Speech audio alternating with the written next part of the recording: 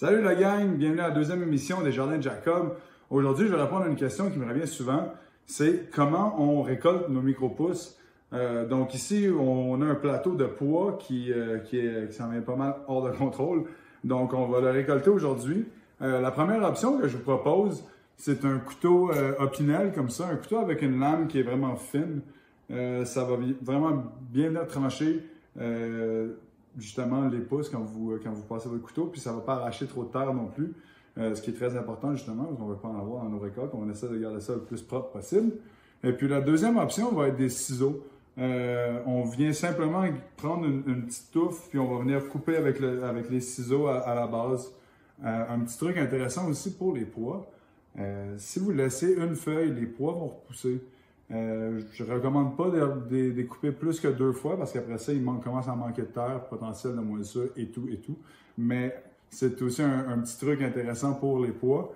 Et puis sinon, comme je dis, pour entreposer vos micro-pousses, un plat hermétique avec un essuie-tout sec dans le fond. Le essuie-tout sec est très important. L'humidité va vraiment nuire va nuire autant que vos micro-pousses vont rester bonnes. Donc, d'avoir un essuie-tout sec, dans le fond, dans un bon plat hermétique, les pois ici en question, on parle de 3 à 4 semaines. C'est vraiment impressionnant. Même chose pour les tournesols. Puis sinon, les plus petites pousses comme brocoli, choux rouges, amarante, tout ça, on parle plus de 2 semaines en général. Mais tout est en tout, là, c'est une belle manière aussi de vous alimenter pour l'hiver qui s'en vient, de vous bourrer de superfood, de super nutriments, et puis d'affronter l'hiver en santé. À bientôt. Merci.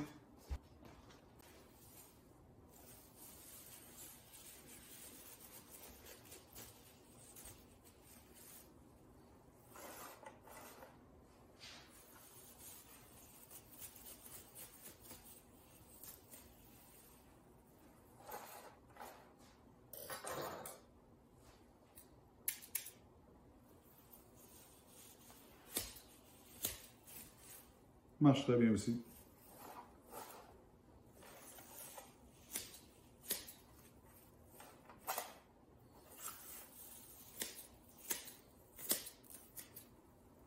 Et voilà, c'est aussi simple que ça. Bonne journée!